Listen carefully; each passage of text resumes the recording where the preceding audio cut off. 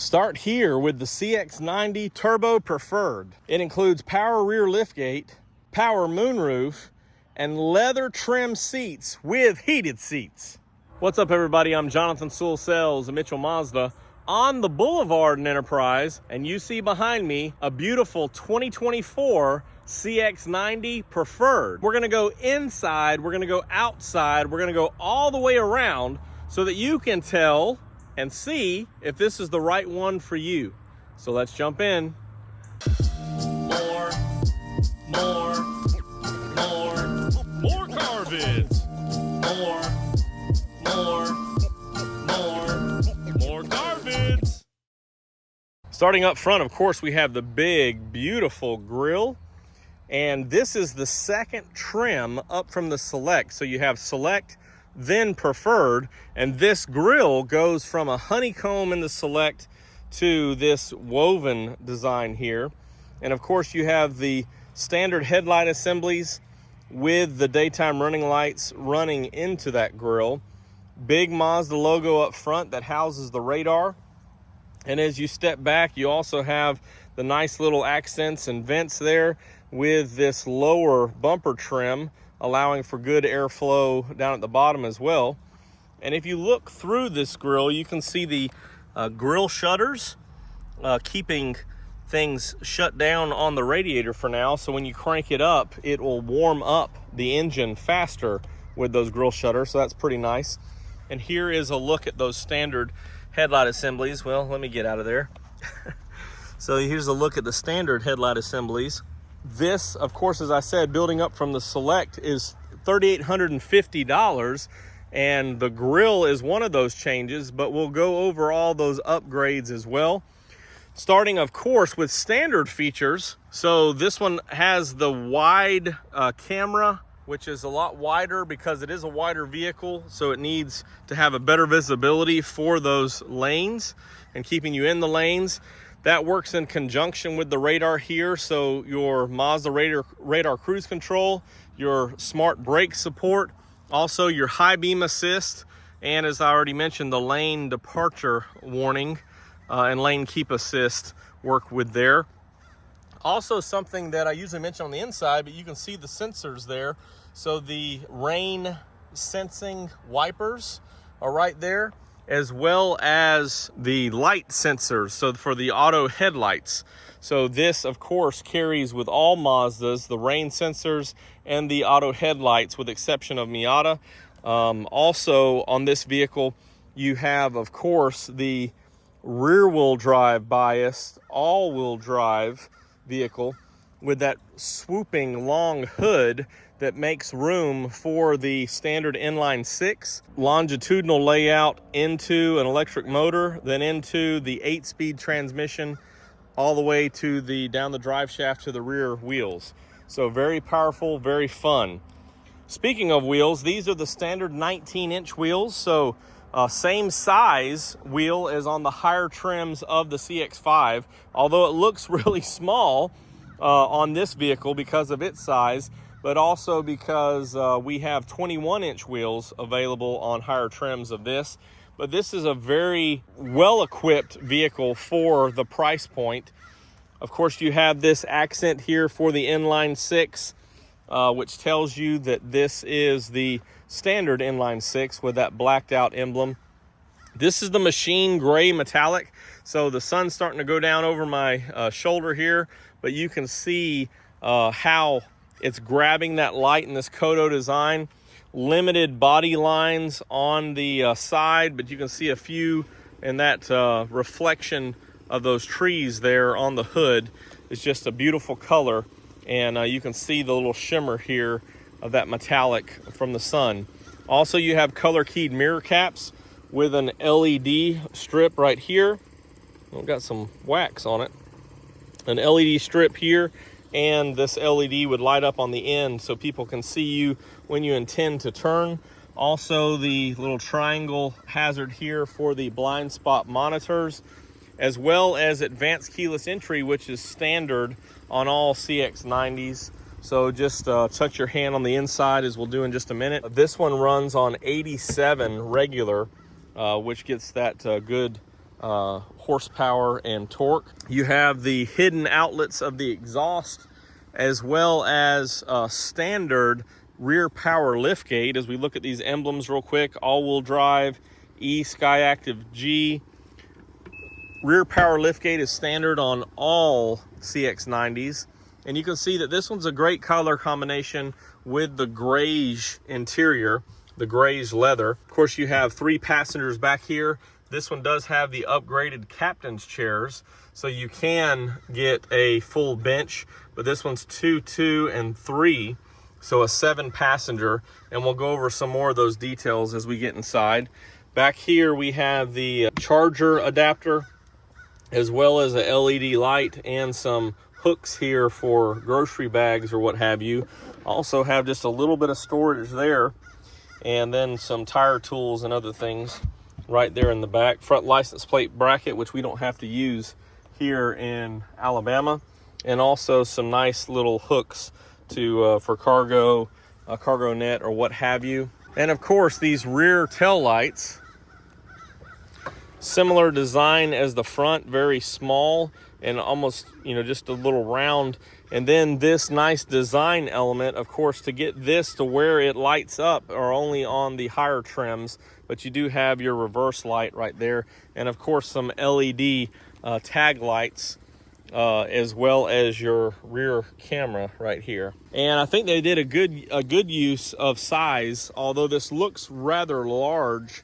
It is pretty flush back here, so as far as backing up into things, you don't have a lot to worry about with an overhang over the bumper. So you can see with that, this being right at 200 inches does make good use of the room to give us a little bit more space behind the third row seat, and of course a little bit more space specifically in the second row, which I appreciate.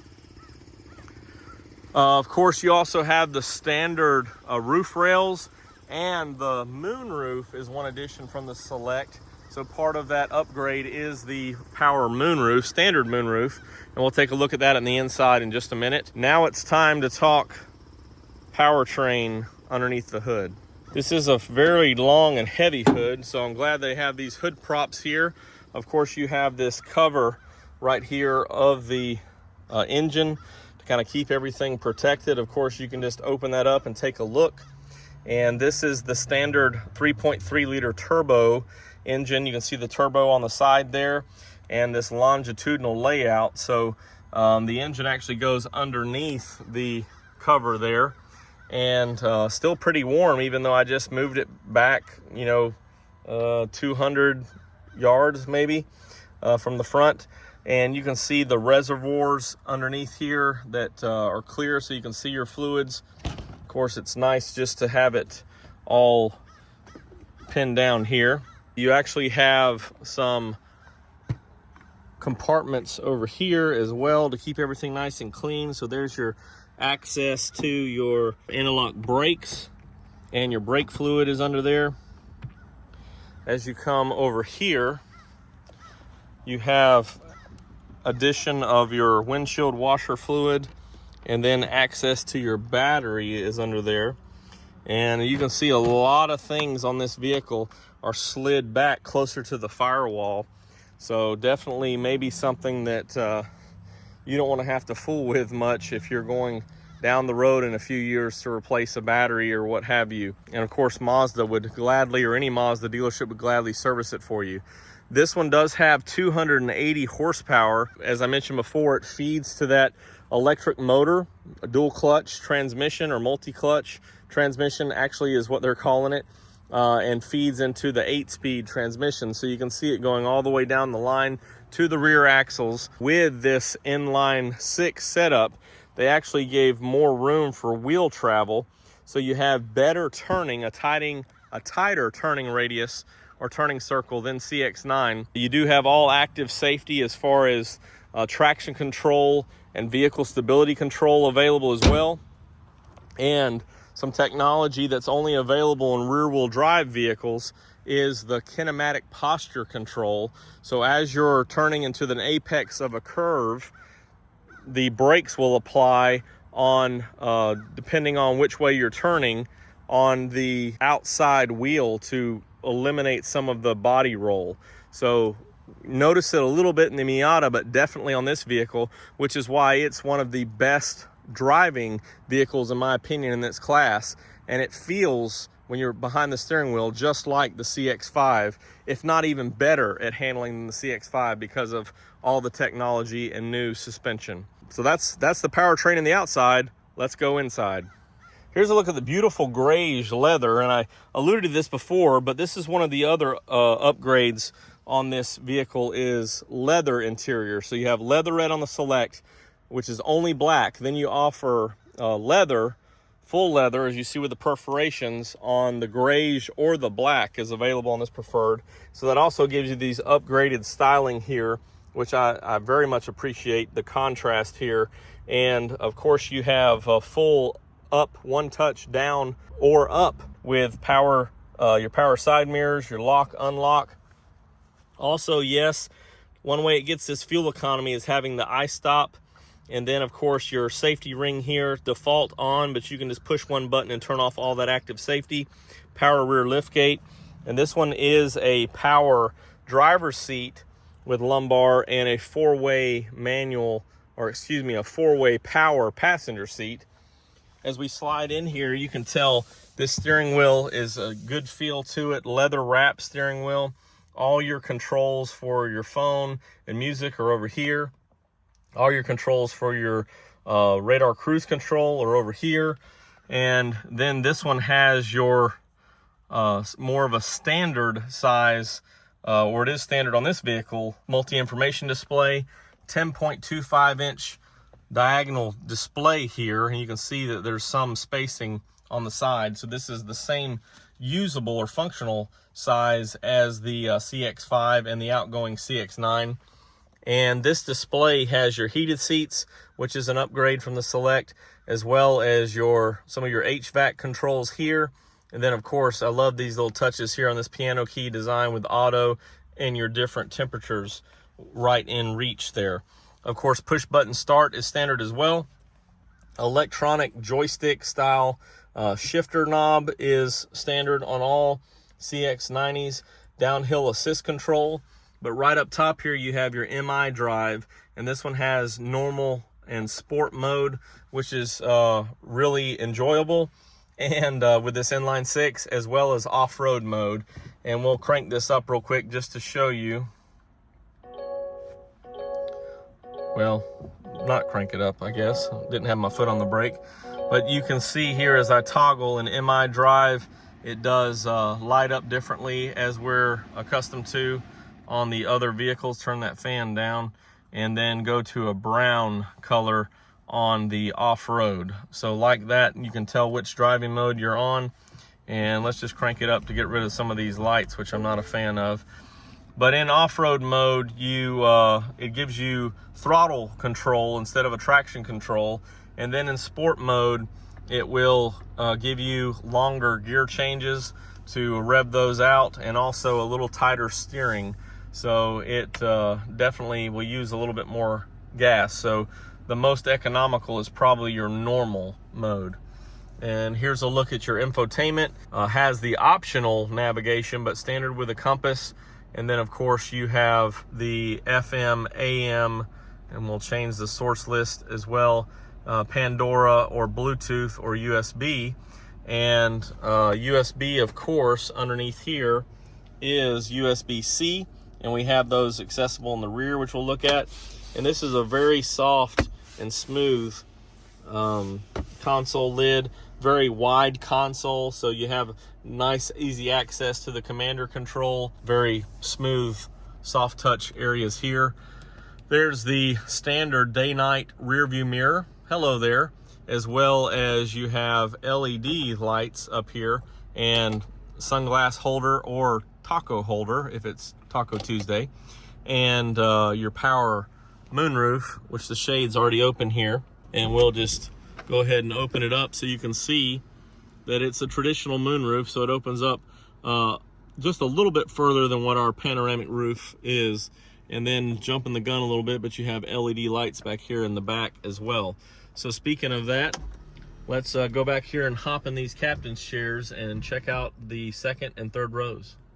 And these are very wide openings, so either for comfort or even cargo or child seats, a lot of room back here just because of this big, long or wide door.